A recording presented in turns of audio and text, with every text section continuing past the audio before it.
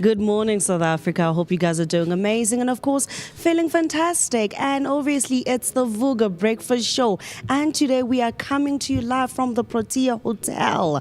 Now, today we're coming to you live from the Protea Hotel because we were actually brought here by the AIDS Healthcare Foundation. We're about to discuss things that have to do with becoming healthy, looking after yourself, and, of course, keeping yourself safe throughout the rest of your life. And as you know, I go by the name of Afriberry, also known as Miss Berry Blaze. But to the darker the berry, the sweeter than Toon.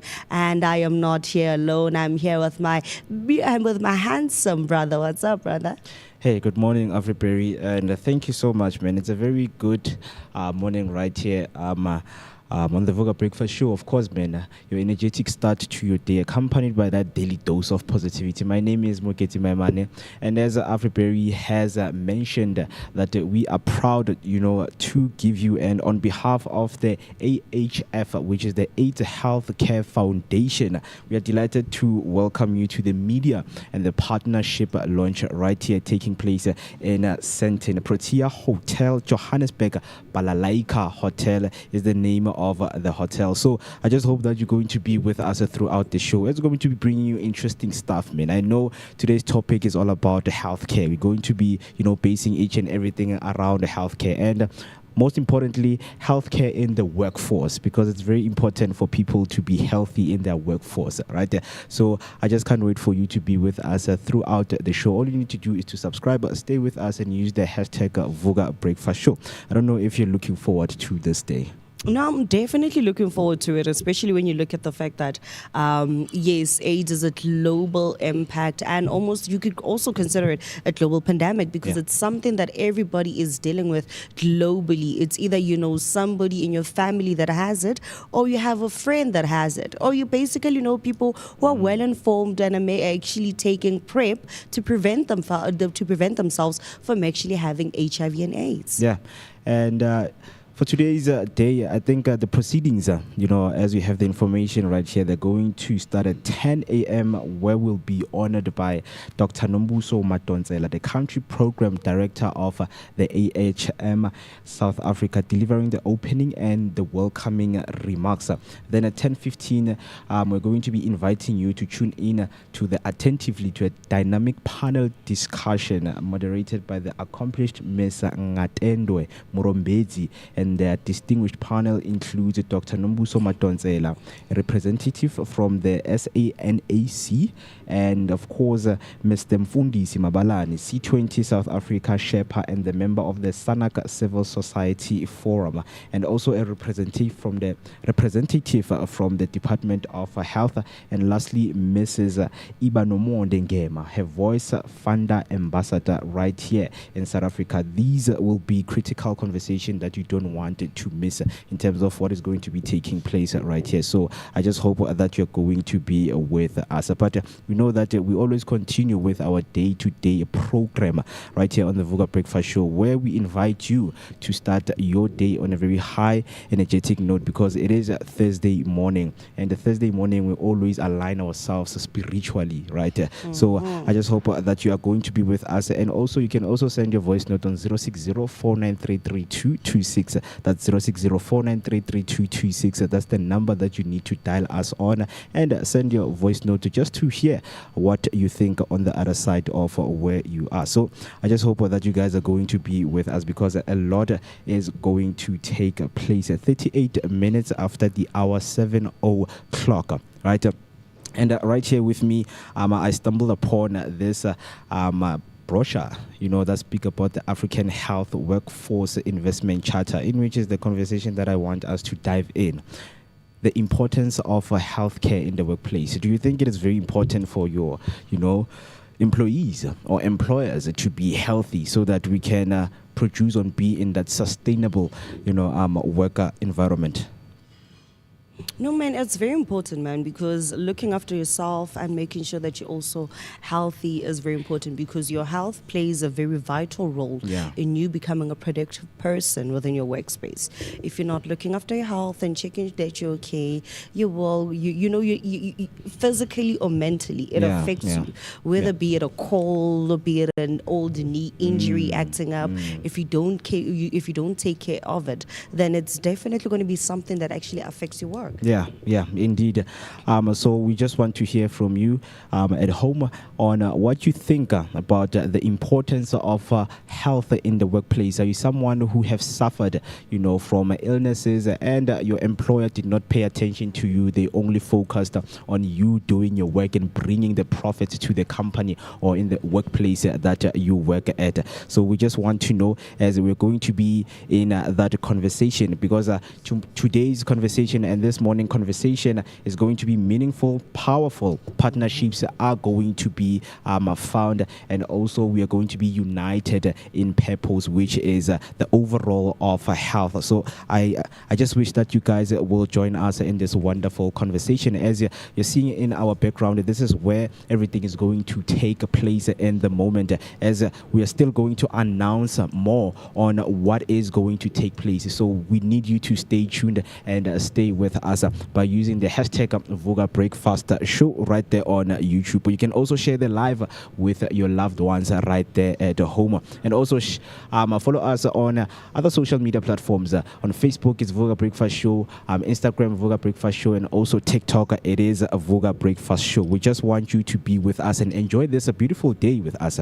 As we are all about healthy living style, right? Yes. It is a healthy environment where we are right now. As we look so healthy in the camera, we also encourage you to spread healthy awareness out there, so that whatever that we do is based on the importance of health in our lives. So I just want to hear from you right there at home. If you're watching, wherever you are, whether you're listening or whether you're on a car, don't worry, we've got you covered. So what I want us to do right now is to take a short break, and then when we come back, we're just going to give you your latest news and sports headlines right here on the Vooka Breakfast Show. So please don't go anywhere. Stay tuned and take that warm cup of coffee, as we are about to get warm and positive throughout this day. So please don't go anywhere.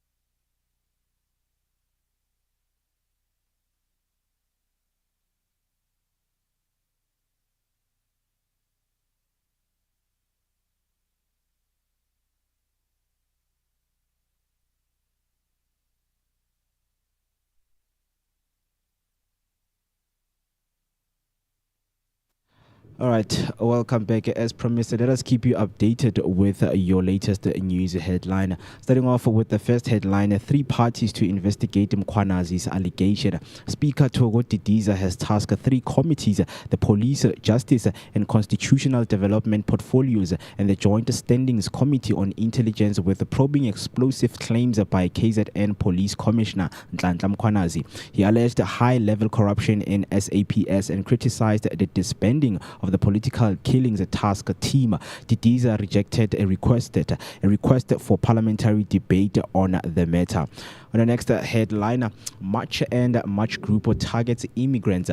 Protests by the March and March Group have sparked ongoing unrest in Rosettenville. Demonstrators marched to Boysens Police Station, urging stricter measures against illegal immigration, hijacked buildings, and unregistered businesses. They also demanded intensified efforts to combat drugs and crime in the community. Lastly, on your headlines, KZN Premier supports Mkwanazi's explosive allegation. KZN Premier Tami Ntuli has expressed firm support for Police Commissioner Nhlanhla Mkhwanazi and honest. Ntuli's endorsement comes after Mkhwanazi alleged interference by Police Minister Senzo Mchunu in investigations and accused him of shielding criminal networks. Ntuli believes Mkhwanazi's claims are credible and commends the provincial police efforts in combating crime. That is all for your news headline. Now, let's head over to your sports news. Starting off with the cricket news. Archer to play first test in more than 4 years.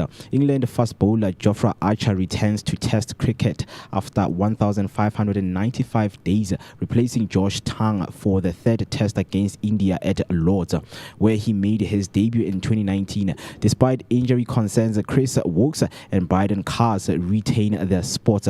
Archer comebacks follows a single first-class match and years of elbow and back issue. With the series tied 1-1, England hope his pace will boost their attack. Jasprit Bumrah is expected to return for India. On tennis news, from playing for Roma to Wimbledon last 8, Italy's Flavio Cobolli will face his idol Novak Djokovic in the Wimbledon quarter-final, marking the biggest match of his career. Once a footballer in Roma's academy, Cobolli switched to tennis at 14 and has impressed with his shot variety and resilience. He won ATP titles in Romania and Hamburg this year and beat Marin Cilic to reach last 8. Djokovic, who practiced with Cobolli via his son, praised the youngster's fighting spirit. Despite Cobolli's rise, Djokovic remains the favorite on center court. Now, heading over to your football news, President Donald Trump to attend the Club World Cup final. FIFA has opened a new office in Trump Tower, New York, ahead of the expanded World Cup and the 2026 World Cup, co-hosted by the US, Canada, and Mexico. President Donald Trump, chairing a task force for both tournaments, has increased his sports presence attending the Super Bowl, UFC events, and announcing Washington, D.C. as a host of the 2027 NFL Draft. FIFA President Gianni Infantino praised U.S. government support while concerns remain over Trump's potential expansion of travel bans. That's all for now. Stay tuned for more sports and news updates throughout the show. Don't forget to share your thoughts on these headlines with us on social media using the hashtag Vooka Breakfast Show and send us your voice note on 060-493-3226. Now, let's take a short break and let us know what you think of those headlines and we'd let them to digest in you. So let us take a short break and then come back. We continue with our normal day-to-day program.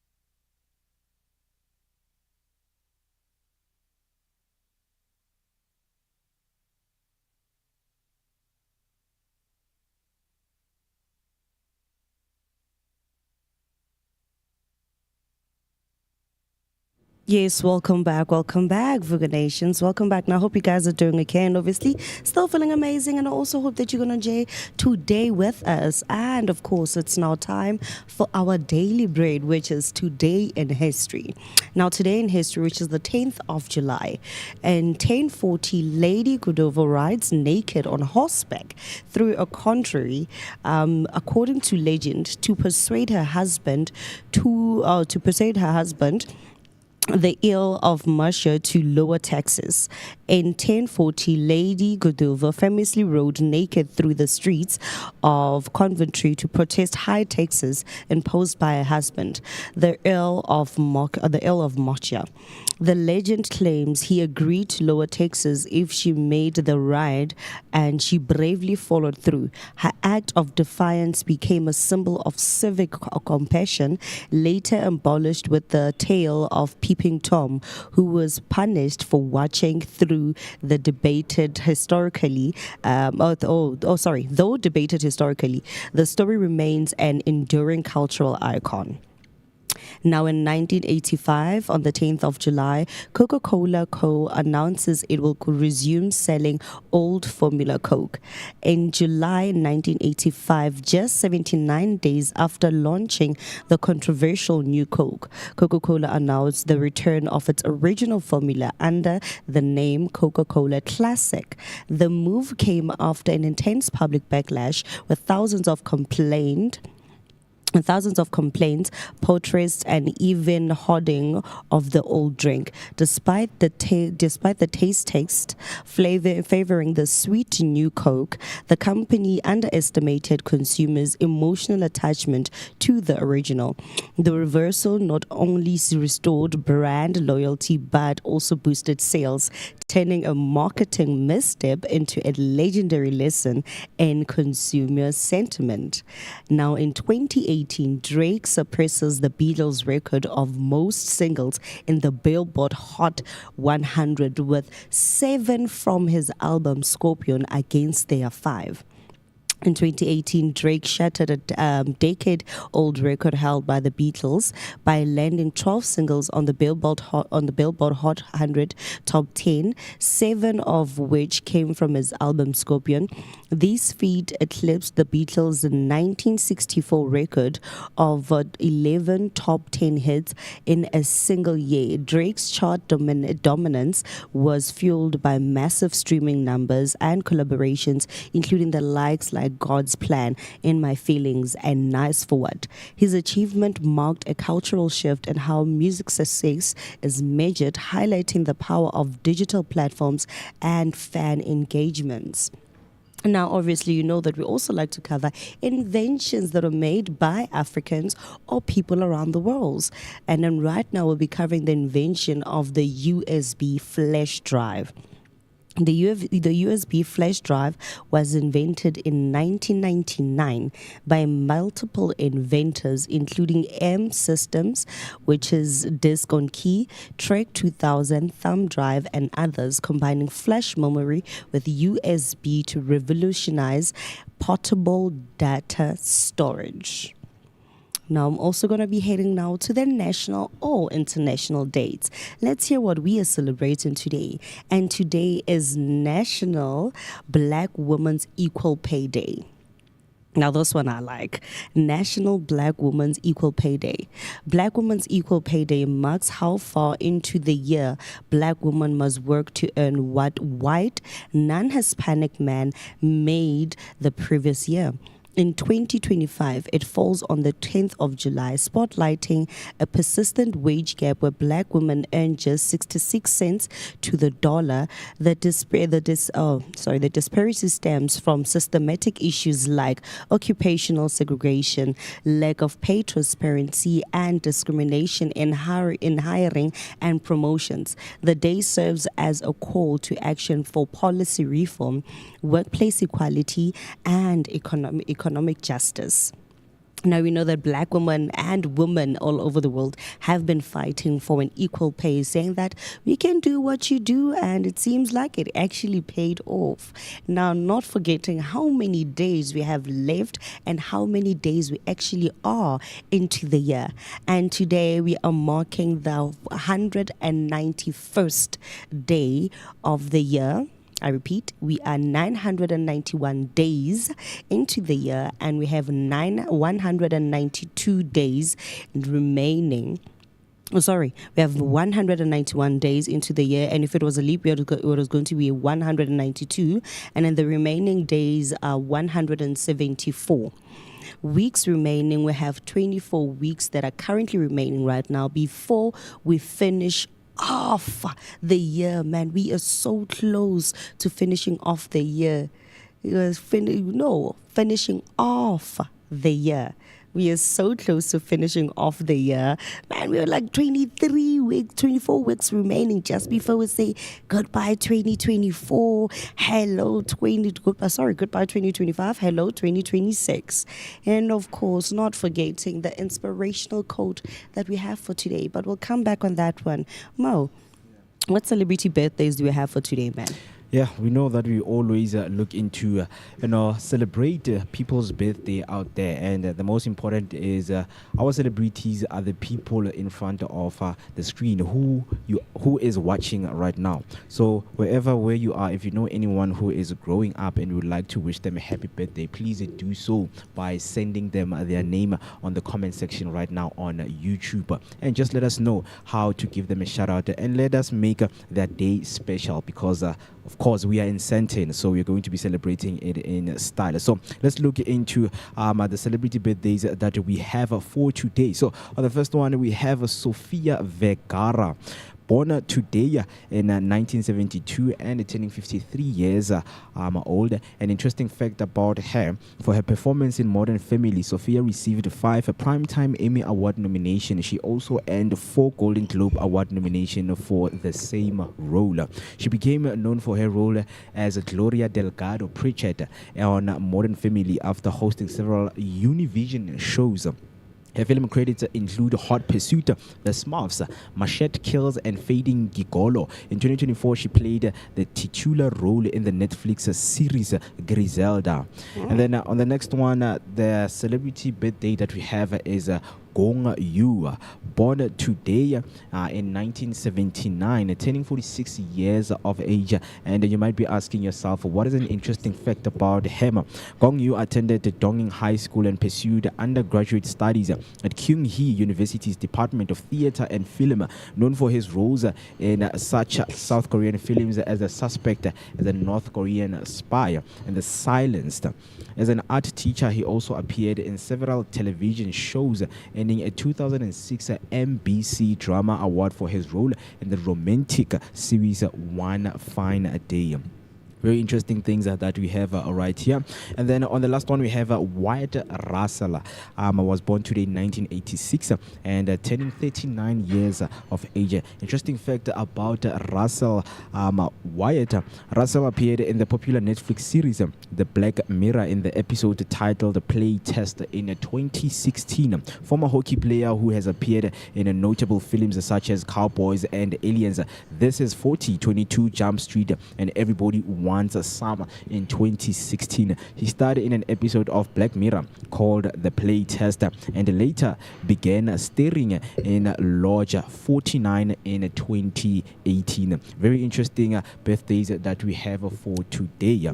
And if you happen to know anyone who is growing up, okay, please you can share with us right now. I want them to borrow me the tablet so I can show this person very fast. So today it's actually my baby brother's birthday and he's officially turning 2. Yeah.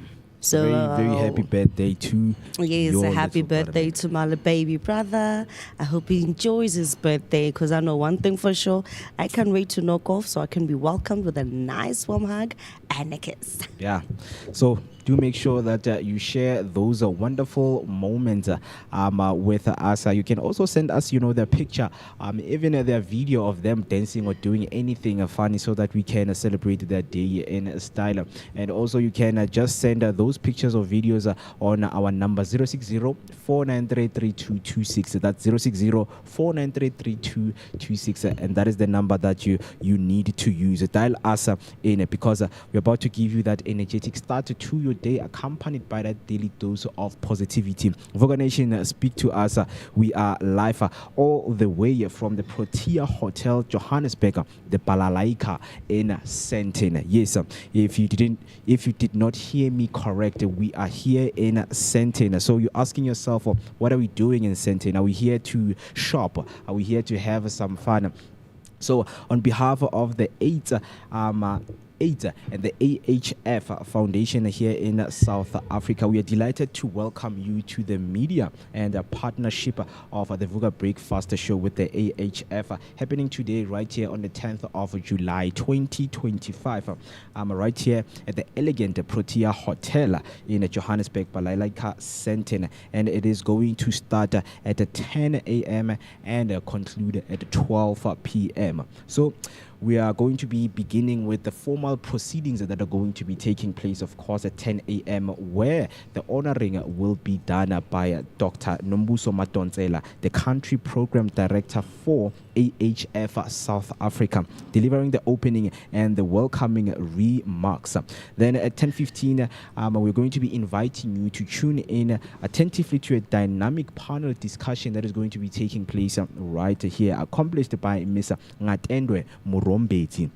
And then that distinguished panel will include, different people from different fields. And the people that we are speaking about, it's Dr. Nombuso Madonsela and some representative from the SANAC, and also Mr. Mfundisi Mabalane from the C20 South Africa SHEPA and the members of SANAC Civil Society Forum. And also the last two representatives that are going to be joining us is from the Department of Health, and lastly, Ms. Ibanomonde Ngema, her Voice Fund ambassador right here in South Africa. So these are going to be critical conversation, highlighting, some of the most important policy and advocacy and the power of partnership in driving progress, amplifying young voices in the HIV response.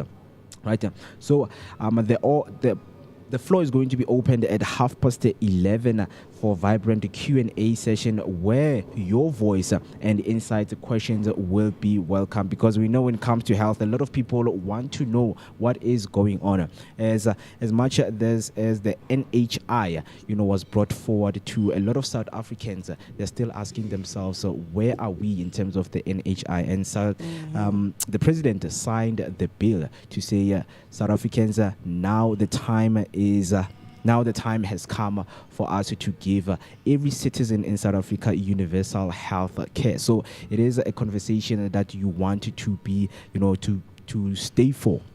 Right, and stay tuned, because on our social media we will be posting on what will be taking place. But speaking of what will be taking place, we are here to share with you some of that information. But before we do that, we went through some of the headlines, news headlines. Of course, we would love to discuss some of the main points and the main discussions that were taking place. As much as we are seeing Mr.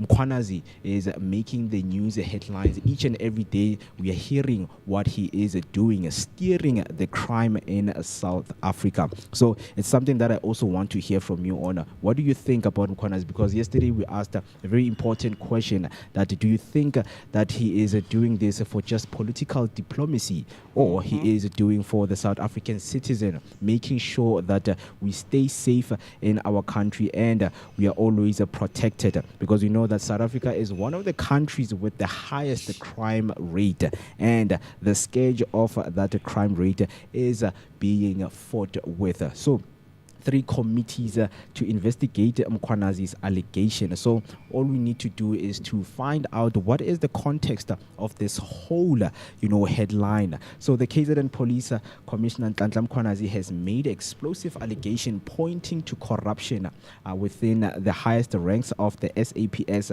and criticizing the dismantling of a task team investigating political killings. As we know that some of the 120 documents that include those political killings were left behind and none of the investigations were made. Some of the key aspects were found into how this matter is going to be handled. So the key points in this headline is Speaker Thoko Didiza has tasked 3 parliamentary committees to investigate, which are the following: the Police Portfolio Committee, the Justice and Constitutional Development, and the Joint Standing Committee on Intelligence. So Mkhwanazi claims there is a systematic corruption in the SAPS and they're doing by all means to deal with that corruption that they are facing. Right? He also alleges the disbanding of the political killing task team undermines the justice. So the parliamentary debate on the matter was denied by Didiza, in which some of the implications were including the signals mounting pressure on the SAPS leadership, raises questions about political interference in police operations, so could potentially trigger deeper national investigation if findings are severe. So when a police commissioner speaks out against his own constitution, it's more than just the headline, it is a national alarm. So Parliament is listening, but are they acting fast enough? Very interesting things that are going on, but we just hope that this will get to the bottom and crimes will be solved and those who did the crimes will be held accountable. So I am not sure if any South African citizen is hopeful enough that Mkhwanazi will do the job. I don't know if you are hopeful that the job will be done. For me, I'm actually pretty hopeful, man, because look at the fact that this is actually not even coming from the Minister of Police itself. But it's coming from like the representative of SAPS. And for me, I feel pretty hopeful, man, because I read somewhere again that they're also going to be looking into the lifestyle and spending of SA police, because they've also found out that some police are living literally more than what they actually should be spending. When you look at how much they earn and you look at their lifestyle and spending habits, it's way higher than it actually should be. So for me, I am pretty excited for that one, because unfortunately for me, I also know some certain amount of police who are living like the kings of Joburg. And they're always out there spending money. And I'm like, your salary does not even allow you to spend this much. I know of a police who was driving a Mustang GT. A whole Mustang GT. And I also saw him driving a sports car, like a Porsche. And I was shocked. I'm like, there is no way your salary can make you afford a Porsche, drive a Mustang GT, and always have the time to always be sitting at clubs almost each and every single weekend, each and every single day of the weekend. You're always at clubs. You and your colleagues are always spending money. So for me, I'm pretty excited about that, because it makes no sense. Imagine if me as an average South African, somebody works for a call center, I earn 5,000 and I can't even live like that. How can you as a police even afford that car? It raises so many eyebrows and so many questions about the affordability of their living expenses and their lifestyle, and say. And I really hope that this actually goes through. And it's not something that's just literally going to be named and it doesn't happen, because we have seen over the years where they always say, no, this certain person has been included in corruption, but you never know where the corruption case ends. Like Senzo Mchunu. I also heard on the news that he actually denied knowing the businessman who is now being held at the Pretoria prison. What's the prison? Khosi Mampuru. Yes, he denied knowing that person. And then he also said that Brown Mokhotsi is just somebody he knows through the politics itself, but it's not somebody he knows on a personal level. So it also goes, it meant there's so many questions. It's raising so many eyebrows. And I pray that South Africa will be able to protect him, because we've had so many people go out, become whistleblowers, and out of nowhere they pass away. Out of nowhere they die. Yeah. I am pleading with the nation and the country so that like you can Mkonazi just be on like the highest South African police detail and protection, so that he can literally expose the dirt that is going on within our system and parliament. Yeah, because also the constitution, urges South African citizens to protect the whistleblowers, people who have the information that can end all of the crime syndicates that are found in South Africa. And of course, this would lead to potentially, trigger deeper national investigations if findings are severe. So let us know what you think right there by using the hashtag Vooka Breakfast Show. And you can also send us your voice note on 060-493-3226. It's a 060-493-3226. That is the number that you need to, talk with us. Let us speak, let us engage, because it is a beautiful morning out here. And I see we have a first comment right there on YouTube from Bakidis, coming through saying Batong Lebantle Juang, and a very good morning to you. Thank you so much. Thank you very much. We had to Remos Antoni. Yeah. We had to look nice, Pele. We gotta dress up like money people. And speaking of, yes, another headline that complements, why we are here, in terms of addressing health issues around South Africa. The South African Human Rights Commission has come out guns blazing against South Africa moving to deny undocumented migrants or illegal foreigners from obtaining free health care in the country. So I understand right here that the context is Rosettenville has become the epicenter of unrest as the March group calls for aggressive actions against undocumented immigrants and crime in the area. So some of the key points right there, they include that protesters marched to Boyson's police station and they demand a crackdown on illegal immigration, eviction of hijacked buildings, closure of unregistered businesses, and stronger action against the drug-related crimes. So tensions are rising between the communities and law enforcement. Some of you might be asking yourself, what are the implications behind all of this? So the highlights also include the ongoing community frustration about the crime and the law enforcement gaps.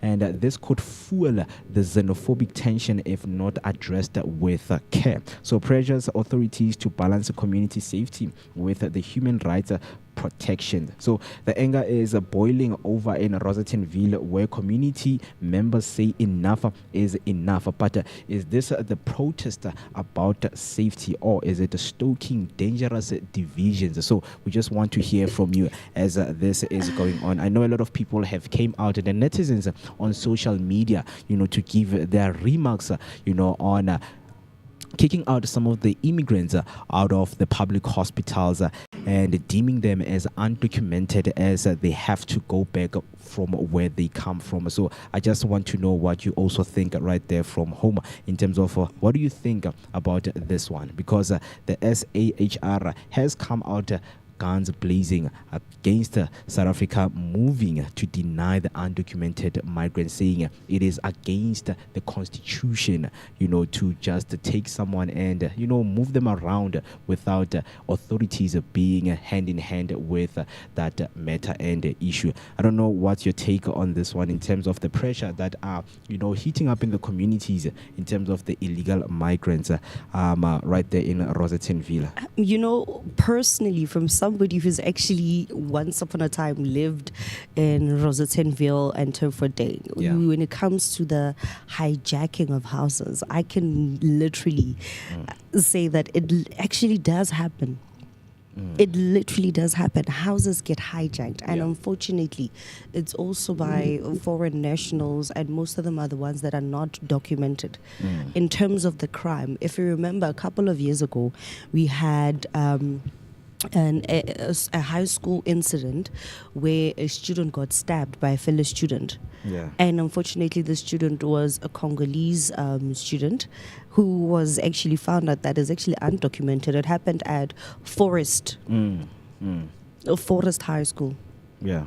Like that, it goes to expose that as much as we can care about them, yes, they're fellow brothers and sisters, but they also need to also learn how to do things according to the law and do them properly. Yeah. Unfortunately, denying them health care is not going to solve anything. Instead, it's just going to agitate like people from different countries and Yeah. actually lead to an uproar that is not needed.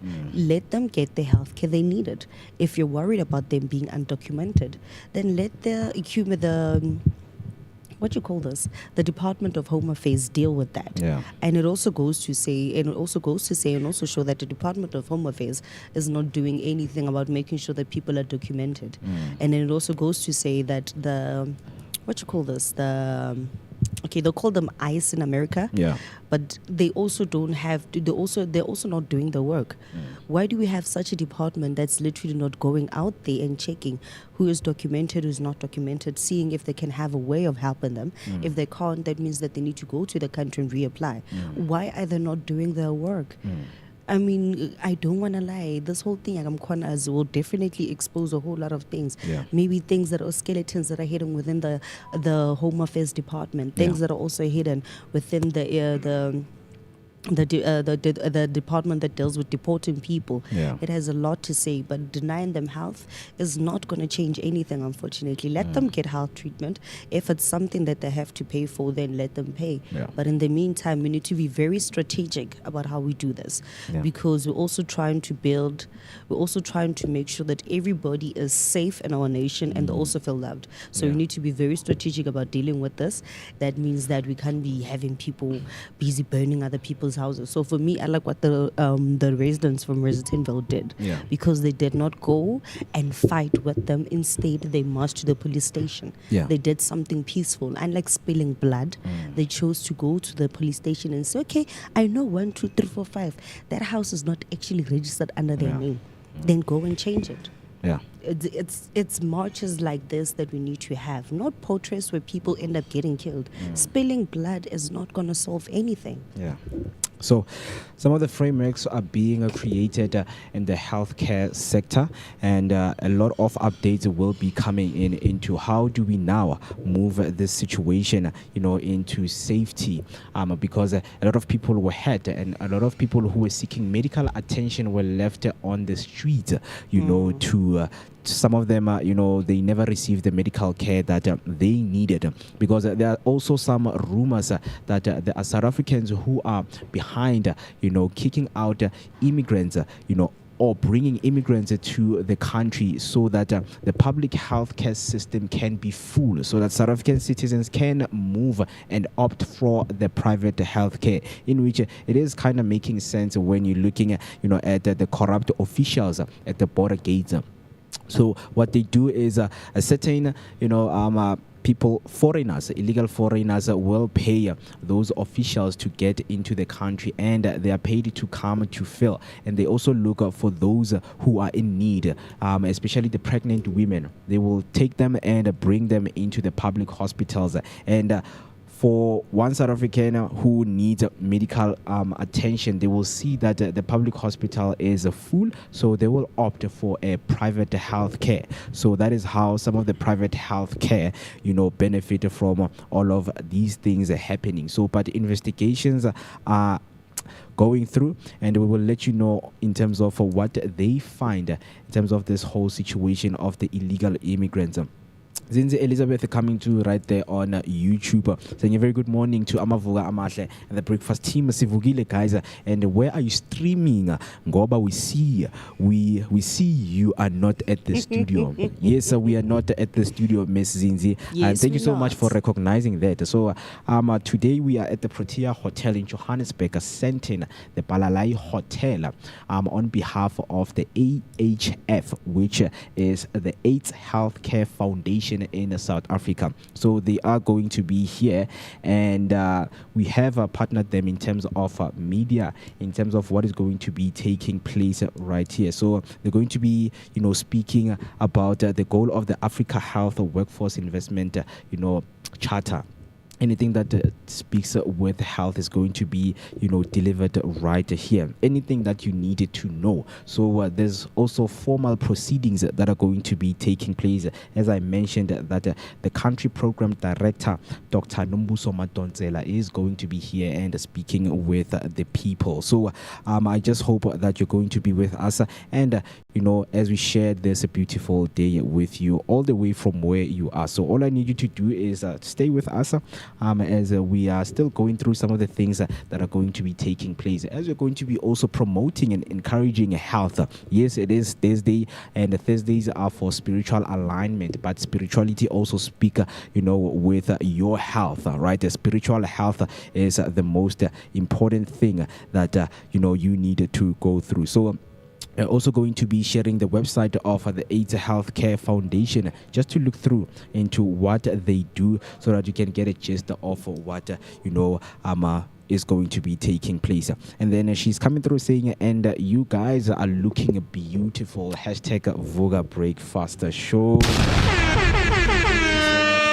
Thank you very much, Zenzi. And as Mo said, that we're also going to give you basically information about the AHF. So let me just quickly go through something about the AHF. So for those of you who don't know, the AHF stands for the AIDS Healthcare Foundation. And it is a global non-profit organization focused on providing HIV and AIDS prevention, treatment, and advocacy services.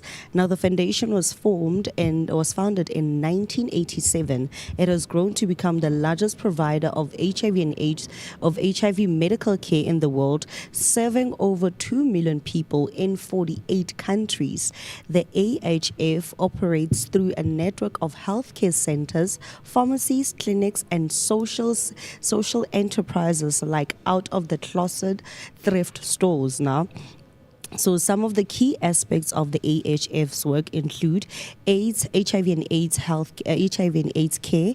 AHF provides comprehensive HIV and AIDS medical care, including testing, treatment, and prevention services like PrEP, which is pre-exposure prophylaxis, right? And in the global research of it, AHF operates in Africa, Asia, Europe, and America, with a strong presence in resources limited settings. Innovative approach that has to do with the organization is they utilize unique models like its pharmacies and thrift stores to generate revenue and support its program. Now, we're also going to be talking about the advocacy work that they do. Now, the AHF actively engages in advocacy efforts to influence policy and raise awareness about HIV and AIDS and related issue. And then when it also comes to the expansion of it, they have expanded their focus to other public health areas like housing, food security, and pandemic response. And then the collaborations that they actually do is that they collaborate with governments, local organizations, and other stakeholders to implement its programs and expand the reach. AHF in South Africa has been operational since 2002 with 61 facilities across 4 provinces. They also support the South African government's effort in delivering high-quality, comprehensive services for HIV, STIs, and TB. AHF also provides support for social determinants of health, including access to housing and food security through programs like Food for Health. Now, one of AHF's impact is AHF has been instrumental in providing access to HIV and AIDS healthcare and treatment for millions of people worldwide. Their advocacy efforts have contributed to policy changes and increased awareness about HIV and AIDS. Their innovative approaches like out-of-the-closet thrift stores have helped sustain their program and expand their reach. AIDS Healthcare Foundation is also an Los Angeles-based 501 nonprofit organization that provides HIV and AIDS prevention, treatment, and advocacy services. Now, I hope that was very informative for you, especially if you didn't know what the AHF is and what it does. Like we say today, we're all about treating yourself, taking care of yourself, because we know that as much as we can have Spiritual Thursday and you take care of yourself spiritually, you also need to take care of the body itself, which is the temple that you actually use for yourself to manifest the amazing things that you would like to achieve in life. Hey, Mo? Yeah, definitely. And I see right there, Zinzi coming through saying, Saba well to be there at the hotel. Hope you have fun and be well taken care of. We'll definitely stay tuned. And as everybody has went through, their website, as we're going to be learning through, so much about AIDS, we know that Mr. Donald Trump has cut off the U.S. aid, that was coming to support all of those patients who are living under the cause of HIV and AIDS. And also staying tuned, some of the things that I want to go through again in terms of what is going to be taking place and who is going to be here. Maybe some of these names and some of these people, you know them. So let me just walk you through again to the dynamic panel discussion that is going to be taking place right here, whereby the panel discussion is moderated by and accomplished by Mrs. Ngatendwe Murombezi, and the panel includes Dr. Nombuso Madonsela, AHF Country Program Director for South Africa. And nextly on the panel, they're going to be having a representative from SANAC and also Mr. Mfundisi Mabalane from C20 South Africa Shepa and a member of the Sanaka Civil Society Forum. And the last two is a representative from the Department of Health. And lastly, they're going to be joined by Ms.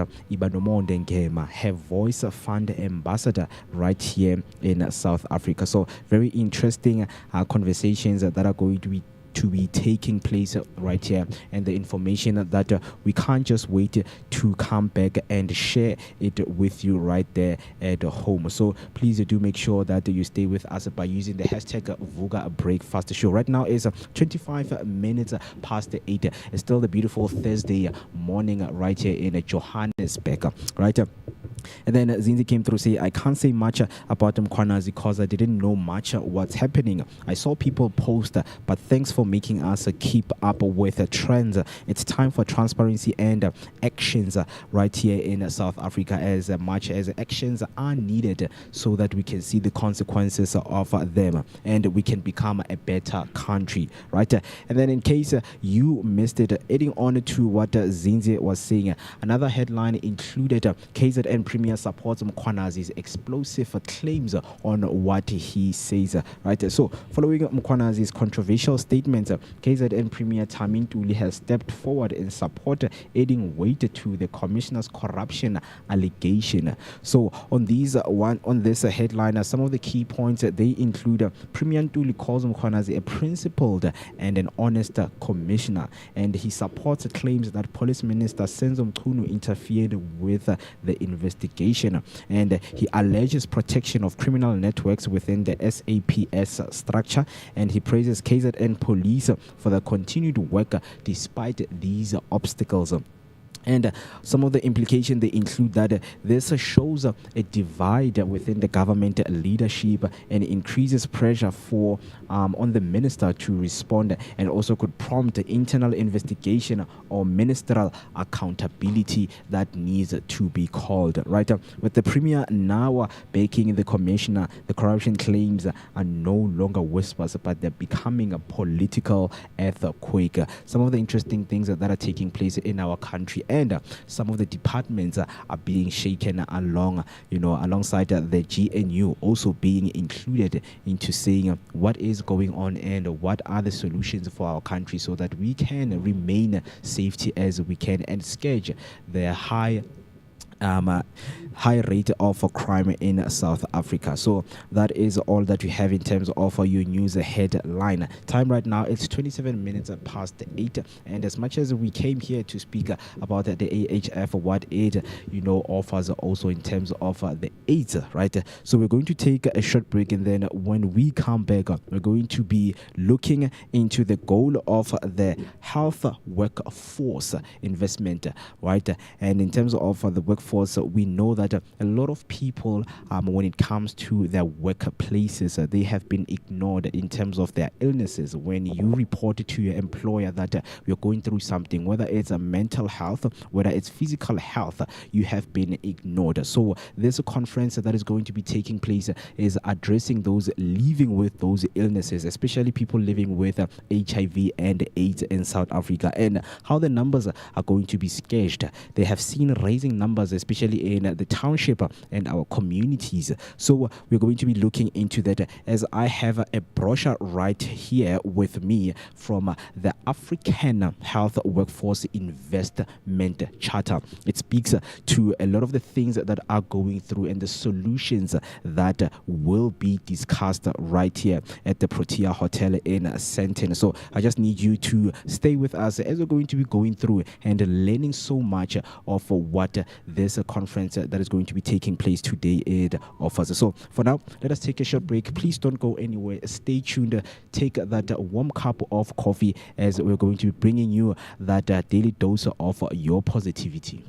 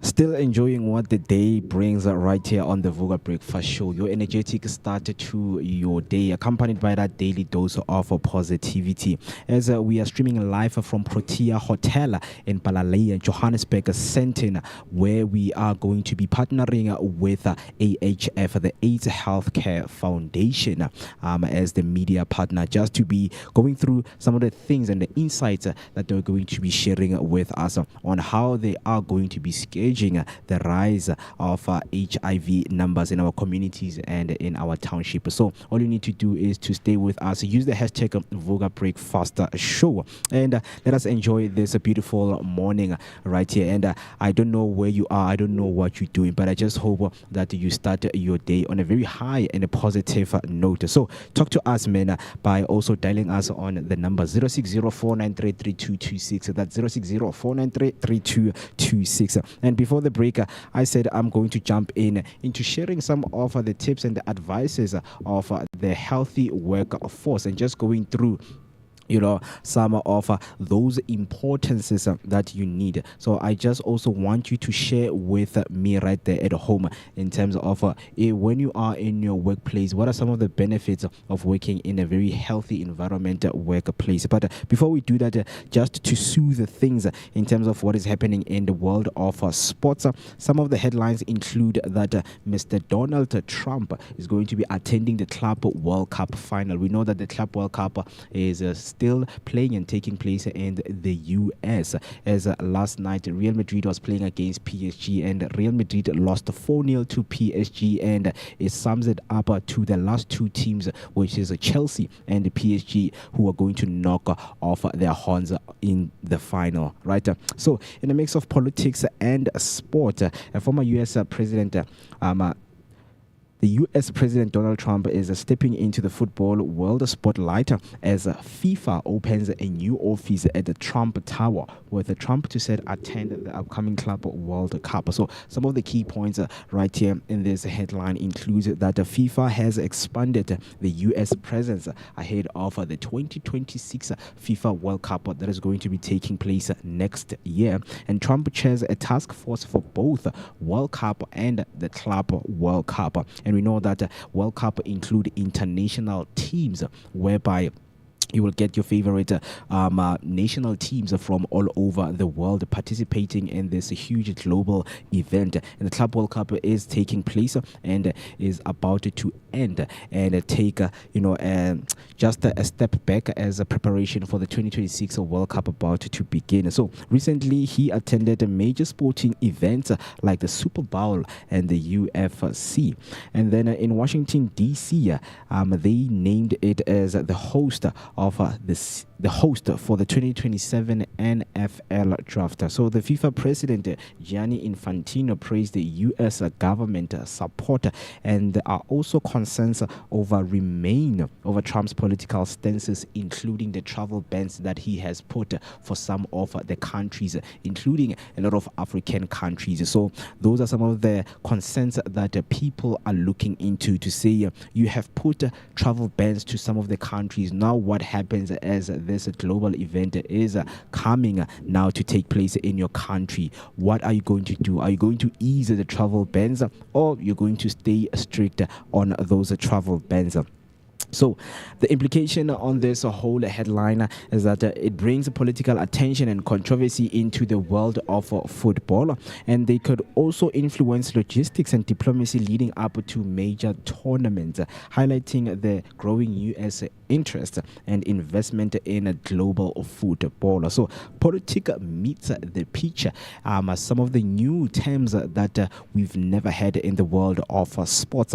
Trump is heading to Club World Cup final, and the FIFA setting up shop at Trump Tower. Is this a game changer or just more spectacles from the sideline? If you are a sports lover and you know everything that is taking place right there in the US currently, which is the Club World Cup final, and Donald Trump is going to be there and blessing a lot of fans with his presence. And we know that he has been in the media outlet for a lot of things, and some of the wars that are taking place in the eastern, right? So just let us know what you think right there. I have a Tsakani on YouTube saying good morning Vooka Nation, Sivugile, and the hashtag Vooka Breakfast Show. Good morning Tsakani, and good morning to everyone. I hope that you guys are having a wonderful morning, because that is what we are bringing you right here at the Protea Hotel in Johannesburg, Sandton. All I need you to do is to connect with us on social media platforms. We are live right now on YouTube, and you can follow us on social media platforms. So I just want us to go back into revisiting the website of the AHF so that we can get a glimpse of what is going to be taking place in today's day, and the program that we have, and some of the speakers and the panel discussions that are going to be taking place. So Afriberry is going to be taking us into what is the AHF and the services that they offer, so that you can also go and visit the website by yourself and learn what they have to offer.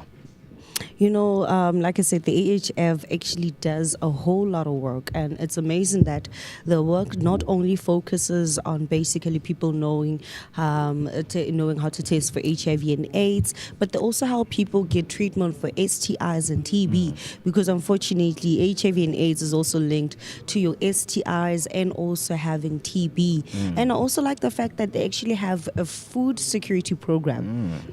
Because unfortunately, some people, there is still a very huge and broad stigma that is happening outside everywhere in the world about people living with HIV and AIDS. And sometimes they end up losing their jobs, and hence they don't even have enough food to eat, or they basically do not have shelter. And the one thing that they also do is basically make sure that they provide food security for them, and then that they also make sure that everybody is taken care of. And then right now I'm also going to go through into the different four provinces where you can find an AHF facilities in South Africa. So in collaboration with the Department of Health and local governments in KwaZulu-Natal, Eastern Cape and Gauteng, AHF South Africa supports the delivery of high quality comprehensive services for HIV and AIDS, sexually transmitted infections and tuberculosis under the HIV and AIDS, STIs and TB framework. AHF supports South African government's efforts to establish effective models for delivering highest services, uphold standards of care, and guide the strategic implementation of these services. Currently, AHF provides support to 61 facilities through direct service delivery, training, and capacity building, mentoring, and evaluation, and by supplying essential resources like equipment and infrastructure. Recognizing the importance of social determinants of health, such as access to housing, healthcare, and nutrition, AHF South Africa expanded its services in 2021 by launching the Food for Health program to ensure holistic care for improve health outcomes. And then they also have another program which is under the AHF, and this one is called Girls Act.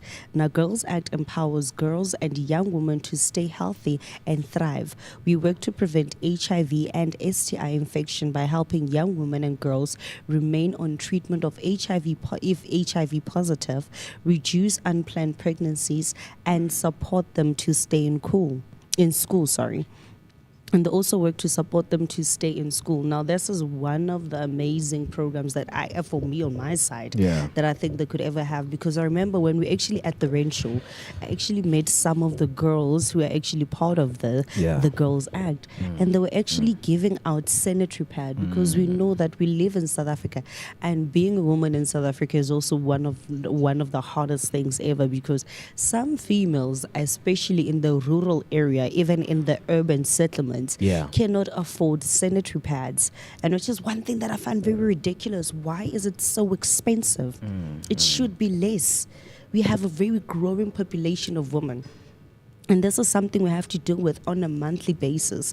And when you think about even going to buy them, it's not easy.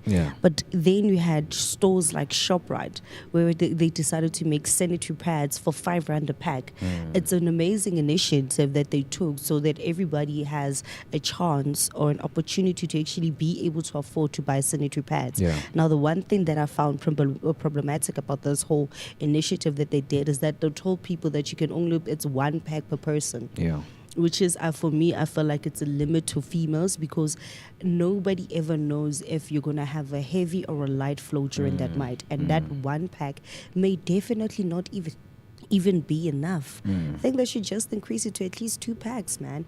But the AHF is literally doing some amazing work throughout Africa and globally, making sure that people know the different systems that they work with, and of course the different medication and different programs that you can find within the AHF itself, so that you make sure that you live a much more healthier and possibly an HIV-free life. And it is some of the things that some of the healthcare sectors and the initiatives, to bridge the gap of unequal health access in South Africa.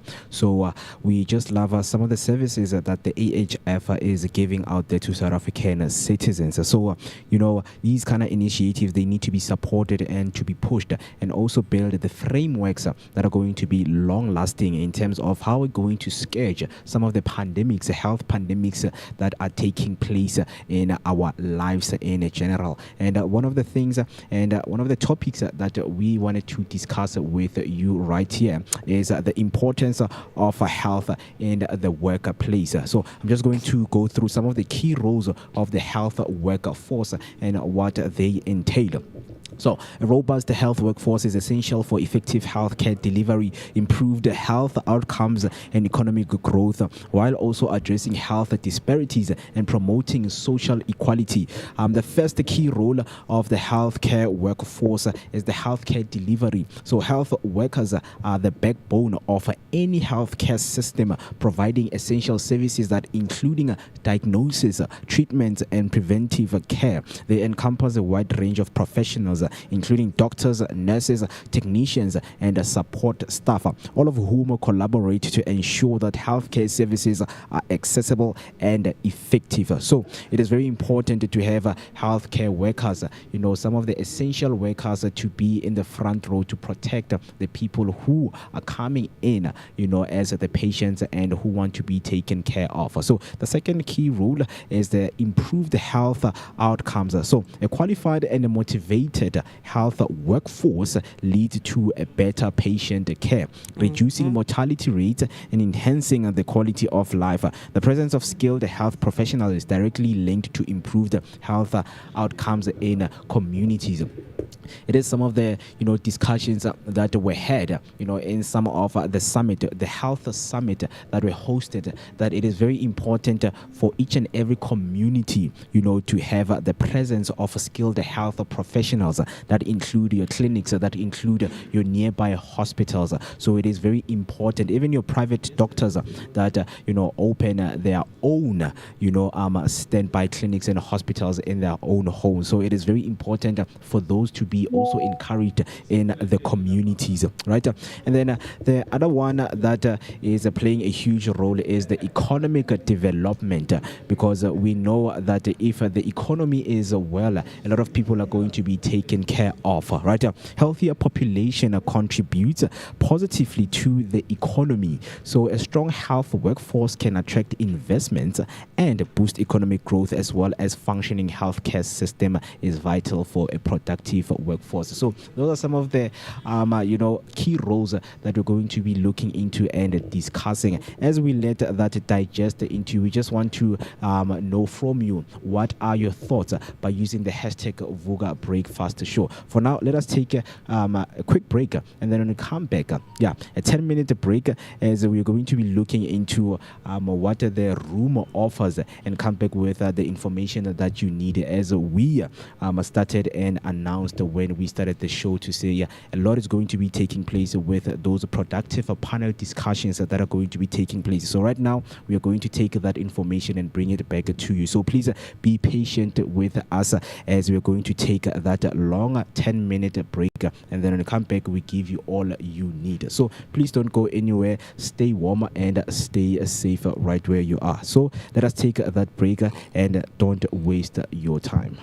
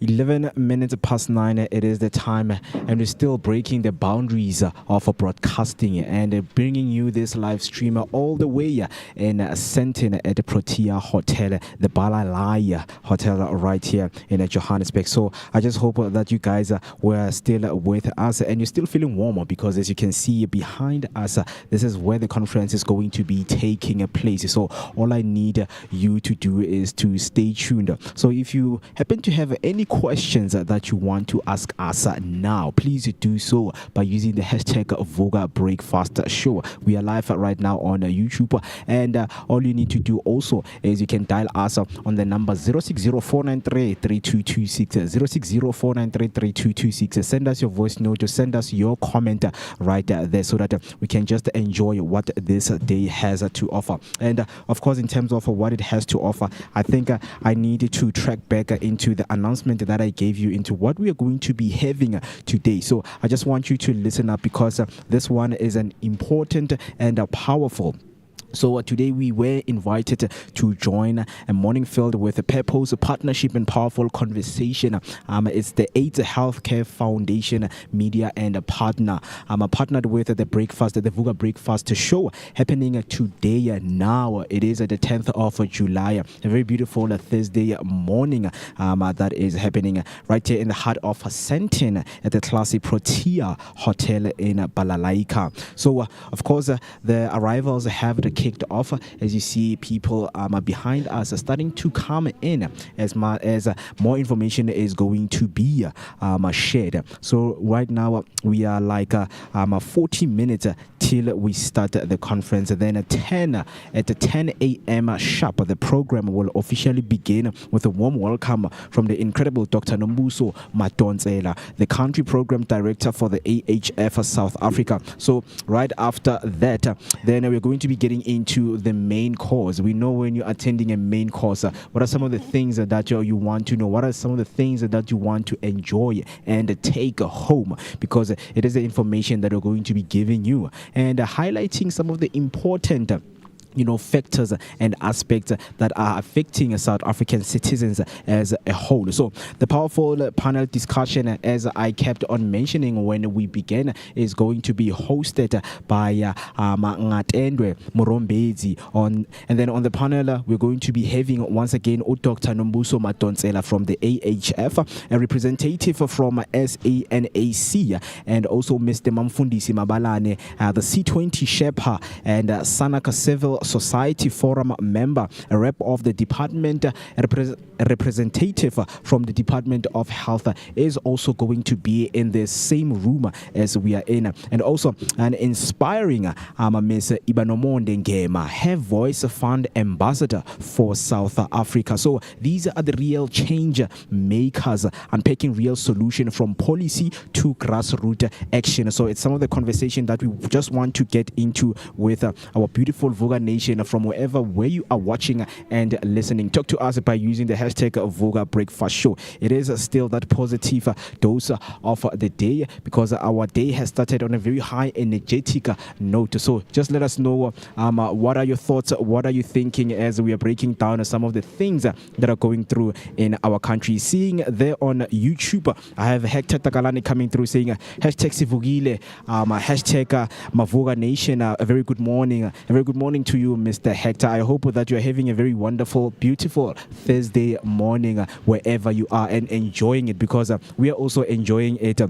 As we are going to be giving you, that media partnership with the AHF. Their goal is to contribute and support their employees. Whether your interests include career development and advancement or career pivot, they encourage you to cultivate your journey, right? So the AHF around the world, they have done a lot of global advocacies, right? And then Hector coming through again saying hashtag happy Thursday family, and yes, happy Thursday indeed. So Afri, are you still here? Are you still enjoying, and are you still learning a lot on what this place is? I'm still enjoying. Hey. Yeah, I am still here and also still enjoying, and I'm still doing good, right? And right now, I literally just looked up what role does the Department of Health actually play within the AHF, right? So, but within the AHF context, the Department of Health plays a crucial role in collaborating on service delivery and policy implementation. Specifically, the Department of Health in South Africa partners with the AHF to provide HIV, STI, and TB services through various initiatives. The collaboration involves direct service delivery, training, capacity building, and ensuring quality health care. The DOH also works with the AHF on policy frameworks to related to HIV and AIDS and other health priorities, right? And then a more detailed information about the DOH and the AHF is that the partnership in service delivery, AHF often establishes partnership with the DOH to set up and operate clinics, particularly in areas with high prevalence of HIV and AIDS. The framework of these health systems, the DOH provides a framework for a structured system, including the roles of different levels of government in providing health services. The National Health Insurance, right, which is something that the president just literally passed to the South African people and the citizens. Yes, so the DOH is working towards implementing the NHI system, and AHF's work can be seen as complementary to this effort, especially in providing comprehensive HIV and AIDS services. The DOH focuses on improving quality of healthcare, aligns with the AHF's goal of providing high quality, comprehensive services, including HIV, STI, and TB care. And then when it comes to the policy and strategic planning between the DOH and the AHF works with the DOH to guide the strategic implementation of health services and uphold standards of care, contributing to the broader national health agenda. And then when it talks about the capacity building, AHF supports the DOH, includes training and capacity building for healthcare providers, enhancing the overall capacity of the healthcare system. So we've seen and we've noticed that the work that they do actually go hand in hand, and they have done so much more to make sure that everybody knows more about the rights and including the healthcare system that South Africa actually provides for them. Yeah. Very interesting, man, because a lot is about to take place. 18 minutes past 9, and some of the discussions are going to be taking place. So we're going to be joined by Ibanomonde Ngema, her Voice Fund Ambassador for South Africa shortly. So it's a conversation that you do not want to miss right here on the Vooka Breakfast Show, as we are just preparing for her to come in and join us and to have this wonderful conversation in terms of her role in,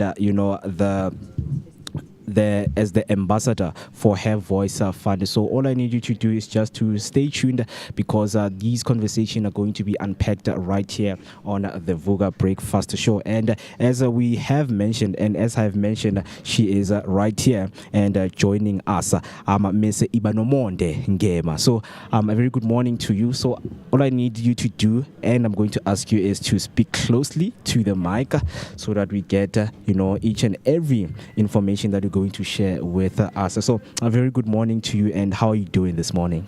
Good morning. I am feeling very cold, but overall I'm great. How are you?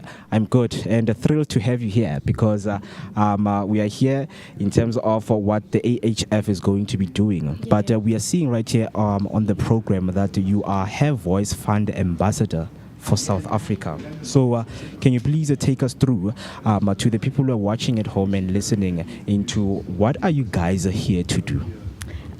So I am the Her Voice Fund Ambassador of South Africa, and the Her Voice Fund is an initiative by the Global Fund that is created to amplify, empower girls living with HIV in South Africa and also in the other 13 priority countries. So it's through grants and uplifting grassroots organizations to do the work in supporting, these AGYW that are living with HIV, because we know that they are disproportionately affected and left behind in the HIV response. So today I'm basically here to just represent the anchor of meaningful youth engagement, what it means and the importance of it and the consequences of that not being included and not being taken into consideration, and how meaningful youth engagement is very crucial in shaping the HIV response and actually making it reliant and responsive, because we don't want it to just be responsive. We need it to be reliant, real, and relatable. Yeah. Now let's talk about the visibility of your guys as you are the fund ambassador for Have Voice Fund. So let's talk about the visibility and being out there, giving that visibility to young people to say, as much as you're living with HIV and AIDS, there is help out there for you and there is hope. How much of visibility is there that you guys are giving to the young people out there? Oh, listen, so we are big on media. We are big on storytelling. Every ambassador in the Her Voice Fund tells their story digitally, because now we understand that we need to reach young people in different ways. On ground, we connect with grassroots organizations, and we connect with AGYW through the organizations, but also through media, through social media. We're able to find and connect these AGYWs that are living with HIV. And what I do basically on social media as well, so I am a digital health creator, a digital storyteller, I also like to put it. So within living with HIV, I use my story out there. I live my story on the internet, whether it's vlogs, whether it's speaking about policies, advocacy, behind the scenes, what I think is not working, what I think needs to be existing, what's not there. I do all those things. I have all those conversations. But I think what's important that I do beyond speaking is actually just living on social media and living my life authentically, because that then shows them that it is doable. Living out my passion and my dreams. I always tell young people that if you feel like you cannot adhere to treatment and you are unmotivated to take treatment and to be alive, and you just don't want to do it anymore. Do the things that you love doing, because these are the things that are going to keep you alive. They're going to keep you going, and they are going to remind you that HIV is just but a virus in your body. Yes, you are the host, but if it really was that powerful, it would take away your talents. It would take them away, and you wouldn't be able to do things anymore. A great example is if you are a writer, if HIV really, really, really was that powerful over your life, you wouldn't be able to write anymore. So just living authentically, and that being a vivid example of what's possible. Actually, and also just breaking down the different types of stigmas and helping them see things differently, and not just having the same conversations that we're always having, like, you need to fight stigma, get over stigma. HIV is just a virus. There are a lot of conversations that come into play. Stigma just does not just happen to us, and it does not just affect us. There are they're like multi-layers to this thing, and I kind of unpack them through my own experiences and through engaging with other people and engaging with them, actually, because sometimes I discover things I never actually knew before, but through this one engagement with one person and they're sharing their experience, I actually discover, hey, listen, man, I didn't know this a couple of days ago, but I know it today, and here you go. So man, visibility is a big part of everything, because we want to reach everyone everywhere, but it's also doing something to me. It's also helping me deal with other things I didn't know were underneath and hiding. So let us speak to the people who are watching out there, and also who are going to be in the same room with us, in terms of what they should expect for today's day and the event that is going to be taking place, because the time is ticking away. We are close now to 10 o'clock, right? So let's speak about the expectations. And what is it that people should expect in today's day and today's event? I think firstly it's that young people are ready to lead. But young people also want to be modeled by the pioneers in the fight against HIV. There's a Zulu saying that I love when I think about young people leading, that says, we are not really trying to eliminate the pioneers. We need them. We need them to direct us, to lead the way. So I will be amplifying that, talking about goodness, meaningful youth engagement, policies, government and donors, and trust in between that. I mean, there's a lot to expect. Yeah. Don't spill the tea. Just stay tuned. Yeah, stay tuned, stay tuned. So now in terms of where people can reach you and, just to follow up with what you post on the social media to give them hope, because you've shared very profound ways right here with us. So where can people find you in terms of connecting with you? So I am on Instagram, TikTok, a bit of YouTube, all under the same username, Ibanomonde. Yeah. Yeah. Very beautiful. Thank you so much for joining us right here, and we wish you all the best, man, with your journey. Thank you so much for having me. This was lovely.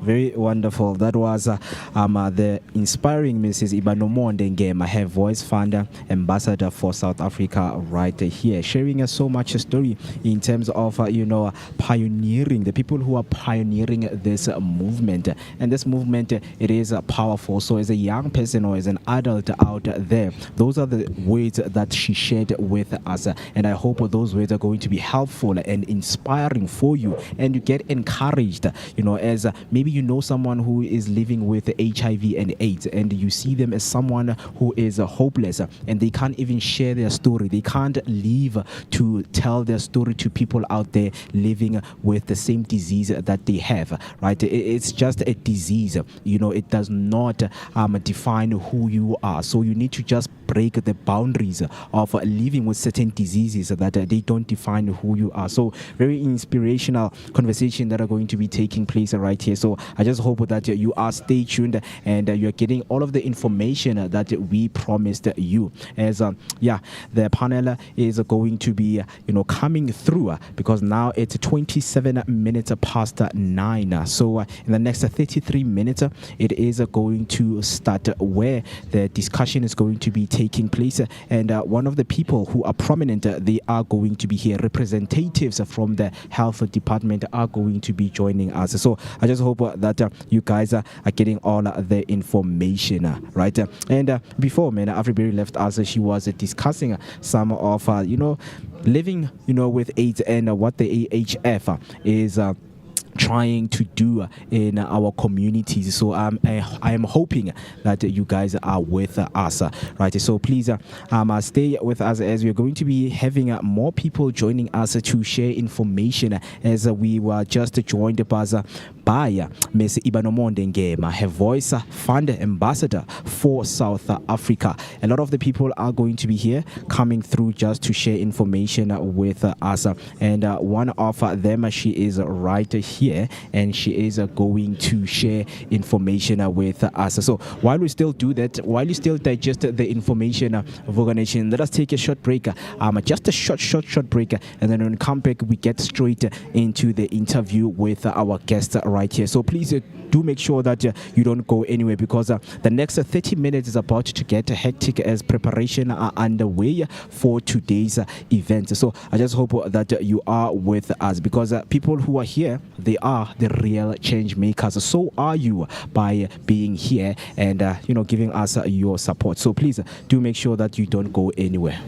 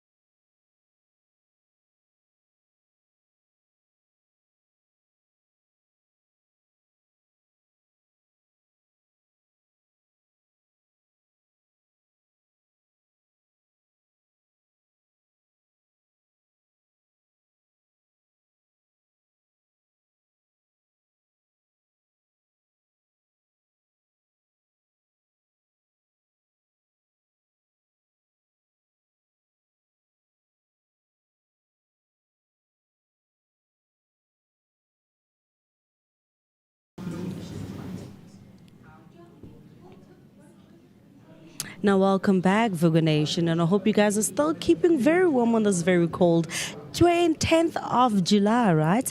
But yes, keeping you well informed with all the discussions that we're having today. Right now, we are here with Dr. Nombuso Madonsela, and who is also the director of the AHF, and she'll be giving us more insight on what the AHF actually hopes to achieve today with this amazing initiative that they have going on. Good morning, ma'am. How are you? Good morning. I hope you're doing okay, ma'am. Yes, I'm doing okay. Can you please come a bit closer to the mic? Don't worry, it doesn't bite.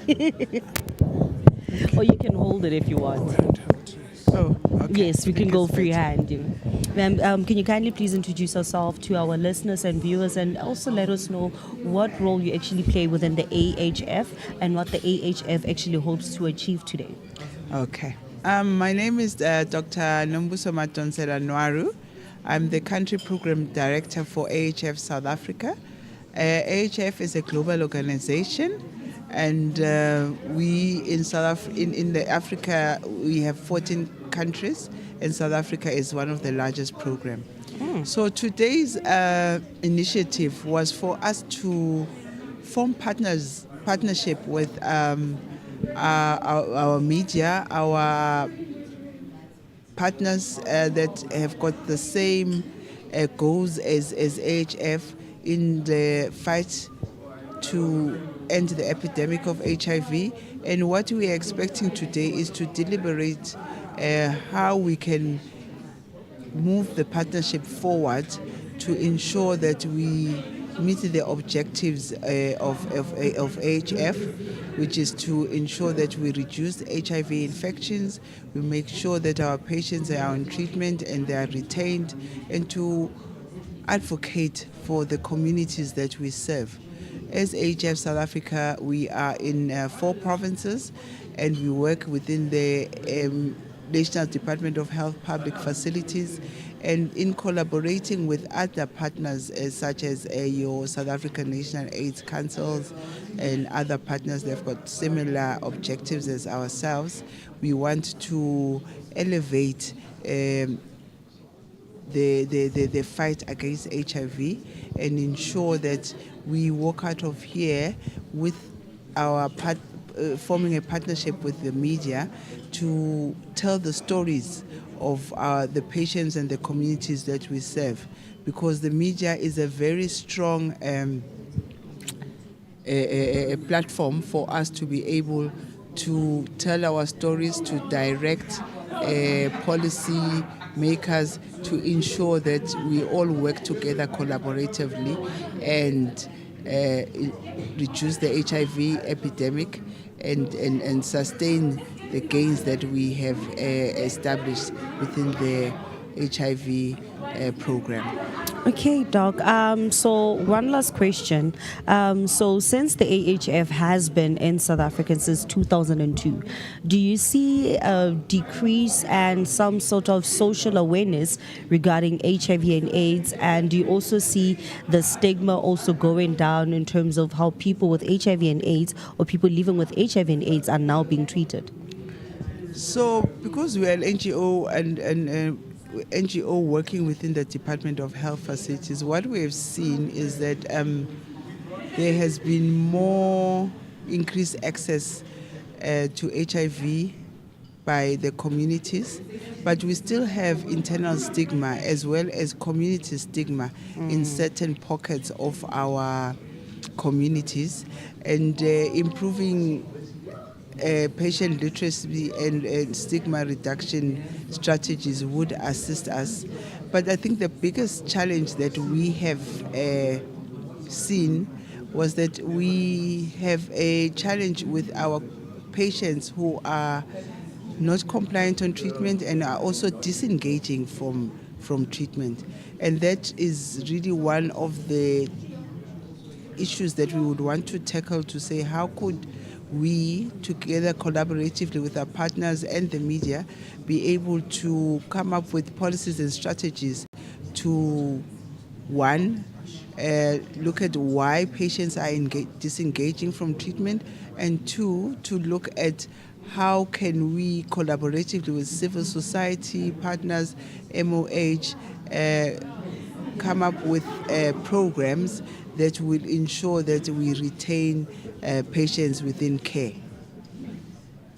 No, man, that is amazing. And I cannot wait for our listeners and everybody at home to actually hear what the amazing things that we're actually going to learn about the AHF Foundation and what it has to offer. And obviously also learn a thing or two. And please remember that the old TV advert always said, my friends with HIV and AIDS is still my friend. Whether your friend is HIV and AIDS or family members also living with HIV and AIDS, it does not change who they are. Do not let the stigma get into your head.